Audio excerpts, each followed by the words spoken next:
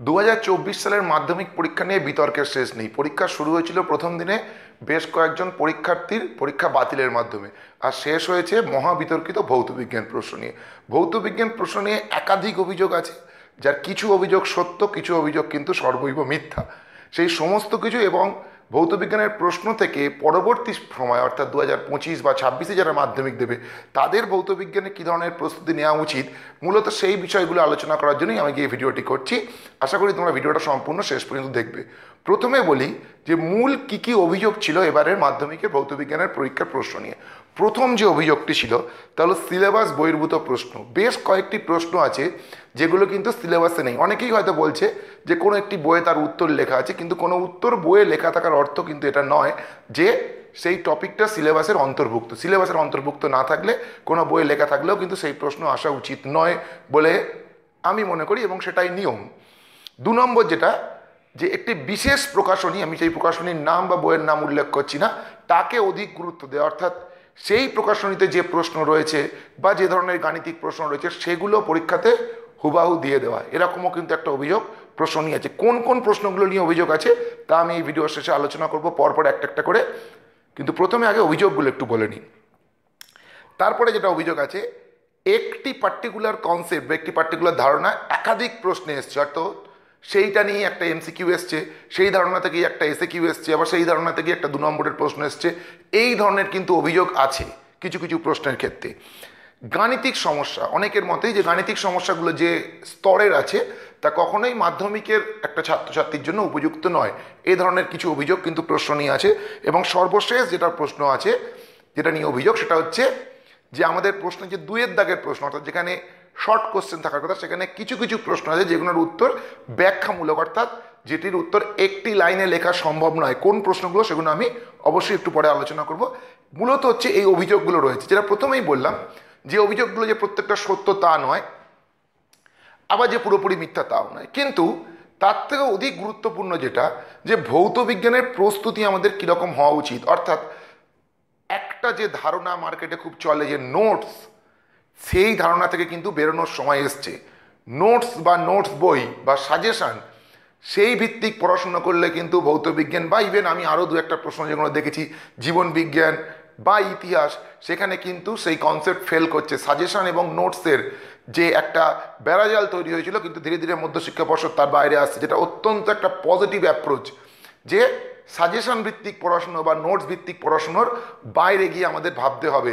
কি ভাবতে হবে, অর্থাৎ আমাদের কিভাবে ভৌত বিজ্ঞান পড়তে হবে বা অন্যান্য সকল বিষয়ের জন্যই কথাগুলো প্রযোজ্য, 2-একটা কথা বিশেষভাবে ভৌত বিজ্ঞানের জন্য প্রযোজ্য, সেগুলো একটুখানি আলোচনা করি যেটা অধিক গুরুত্বপূর্ণ।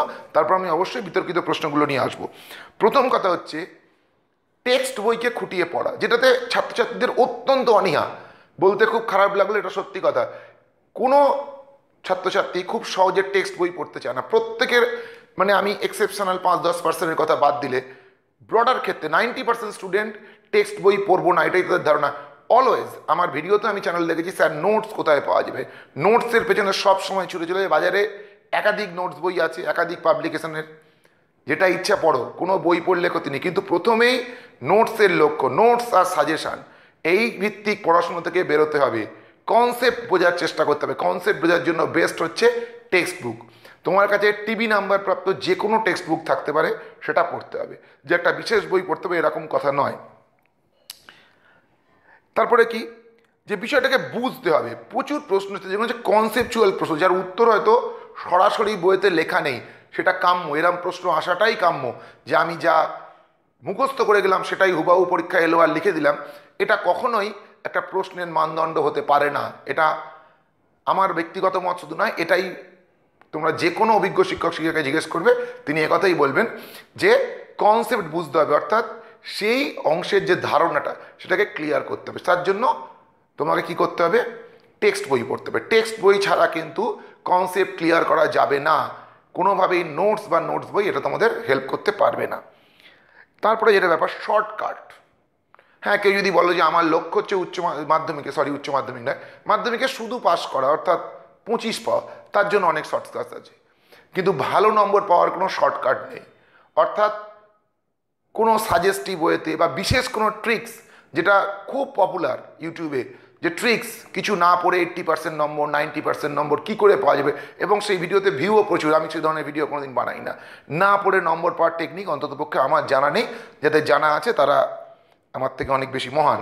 সুতরাং আমি যেটা বলতে পারি সেটা হচ্ছে শর্টকাট অ্যাপ্লাই করা যাবে না। You have to go through the book. তোমাকে পরিষ্কারভাবে পুরো সিলেবাসটাকে কভার করে যেতে হবে, তবেই কিন্তু ভালো নম্বর আশা করা যাবে। এবং শেষ যেটা, এটা মূলত ভৌত বিজ্ঞানের জন্য। প্রথম যে 4টে কথা বললাম, এই 4টে কথা খুব জেনারেল কথা, that is applicable for all subject, প্রত্যেকটা বিষয়ের জন্য এটা প্রযোজ্য। শেষ যেটা বলছে যে গাণিতিক সমস্যা, ভৌত বিজ্ঞানে বেশ কিছু নম্বর, অন্ততপক্ষে 10 থেকে 15 নম্বর কিন্তু পরীক্ষায় অঙ্ক আসে। সোজা বাংলা আমরা বলি অঙ্ক, আসলটাকে বলে নিউমেরিক্যাল প্রবলেম বা গাণিতিক প্রশ্ন। গাণিতিক প্রশ্ন প্র্যাকটিস করতে হবে। সেক্ষেত্রে কিন্তু একাধিক প্রশ্নের বই থেকে, পুরনো বছরের প্রশ্ন, এগুলোকে ফলো করতে হবে। গাণিতিক প্রশ্ন প্র্যাকটিস না করে একটা দুটো ধাঁচের অঙ্ক, সেই খুব বাজারে একটা প্রচলিত কথা, মাস্টার প্রবলেম, মানে এমন একটা অঙ্ক তোমাকে শিখিয়ে দেবে যেটা দিয়ে দুনিয়ার সব সমস্যার সমাধান করা যাবে, এরকম মাস্টার প্রবলেম বলে কিছু হয় না।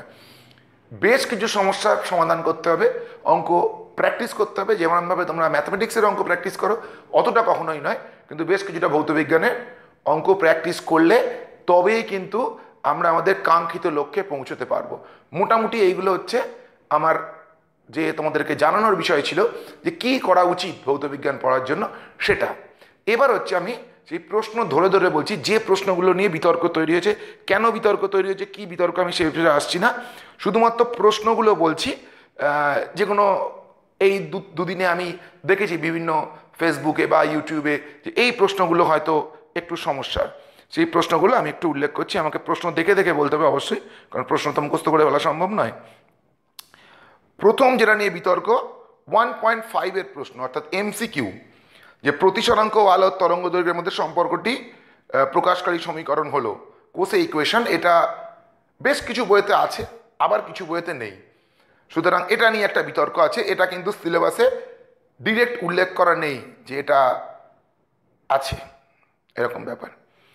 দ্বিতীয় যেটা নিয়ে আর একটা বিতর্ক, 1.10 এমসিকিউ, 1.10, 1.10 আমি বলছি, যদিও 10 বলা উচিত, আমি প্রশ্নের নাম্বার হিসেবে 10ই বলছি। সেটা হচ্ছে মৌলগুলির তড়িৎ ধনাত্মকতার উদক্রমে সাজাও। তড়িৎ ধনাত্মকতা কিন্তু মাধ্যমিকের সিলেবাসে নেই। মাধ্যমিকের সিলেবাস আছে তড়িৎ ঋণাত্মকতা, ইলেকট্রোনেগেটিভিটি, ইলেকট্রোপজিটিভিটির কিন্তু উল্লেখ পর্যায় সারণীতে করা নেই। যদিও অনেকেই বলতে পারে যে ইলেকট্রোনেগেটিভিটি জানলে তার উল্টো অর্ডারে সাজিয়ে দিলে ইলেকট্রোপজিটিভিটি হয়ে যাবে, কিন্তু ইলেকট্রোপজিটিভিটির উল্লেখ সিলেবাসে করা নেই। 1.15 প্রশ্নটা নিয়ে বিতর্ক। এই প্রশ্ন নিয়ে বিতর্কের কোনো অবকাশ নেই, এটা সিলেবাসের অন্তর্ভুক্ত প্রশ্ন। অনেকেই বলছে কোন রাসায়নিক বিক্রিয়ার সাথে ক্লোরোফর্মকে শনাক্ত করো, ক্লোরোফর্ম তৈরি করার বিক্রিয়া সিলেবাসে আছে, সমস্ত টেক্সট বুকে আছে। সুতরাং এই প্রশ্ন নিয়ে যারা বিতর্ক তৈরি করছে, অযৌক্তিক বিতর্ক। 2.1 ক্লোরিন পরমাণুর আরেকটি বিতর্কিত প্রশ্ন, ক্লোরিন পরমাণু ওজন বিনষ্টি ঘটায়, বিক্রিয়াটির একটি বিক্রিয়ার সাহায্যে দেখাও। বিক্রিয়াটা আছে, কিন্তু অধিকাংশ বইতেই আছে ক্লোরিন কিভাবে ওজোন স্তরকে ধ্বংস করে। মূলত এটা ক্লোরিন দিয়ে নেই, বইতে আছে সিএফসি থেকে যে ক্লোরিনটা তৈরি হয়, সেই জন্য একটু এটা নিয়ে সমস্যা আছে, কিন্তু আদারওয়াইজ একটু ঘুরিয়ে ফিরিয়ে আছে। 2.16 মেলামাইন প্রস্তুতিতে কোন যৌগ ব্যবহৃত হয়? ইনফরমেটিভ প্রশ্ন, উত্তরটা আমি বলছি, উত্তরটা ইউরিয়া, কিন্তু এটা অনেক বইতেই নেই। এই প্রশ্নটাও কিন্তু ইনফরমেটিভ প্রশ্ন এইভাবে দিয়ে দেওয়া হচ্ছে, যেটা সমস্ত টেক্সট বুকে নেই, এটা কখনোই কাম্য নয়। এটাও একটু সমস্যাযুক্ত প্রশ্ন। এরপরে যেটা নিয়ে একটু সমস্যা, 3.1 ফায়ার আইসের সংকেত। ফায়ার আইসের সংকেতও কিন্তু সমস্ত টেক্সট বুকে নেই, কিছু কিছু বই অবশ্যই আছে। 3.3 প্রশ্ন নিয়ে আবারও বিতর্ক, অত্যন্ত বিতর্ক, কারণ হচ্ছে ন্যূনতম চ্যুতিকোণের ধারণা। ন্যূনতম চ্যুতিকোণের ধারণা কিন্তু সিলেবাসের অন্তর্ভুক্ত নয়। কোনো কোনো বইতে জেনে রাখো বলে বা এরকম নানান করে চ্যুতিকোণের একটু ধারণা দেওয়া আছে, কিন্তু ন্যূনতম চ্যুতিকোণ সিলেবাসে উল্লেখ করা নেই। এটা নিয়েও একটু সমস্যা আছে। 3.8 সোডিয়াম ক্লোরাইডের তড়িৎ বিশ্লেষণের ধাতু নিষ্কাশনের সময় অনাদ্র ক্যালসিয়াম ক্লোরাইড যোগ করা হয় কেন? অর্থাৎ অনাদ্র ক্যালসিয়াম ক্লোরাইডের এখানে ভূমিকা কী, এটাও নিয়েও একটু সমস্যা আছে। এটাও কিন্তু একটু বিতর্কিত প্রশ্ন, এটাও মাধ্যমিকের উপযুক্ত ঠিকঠাক অনেক সময় মনে হচ্ছে না।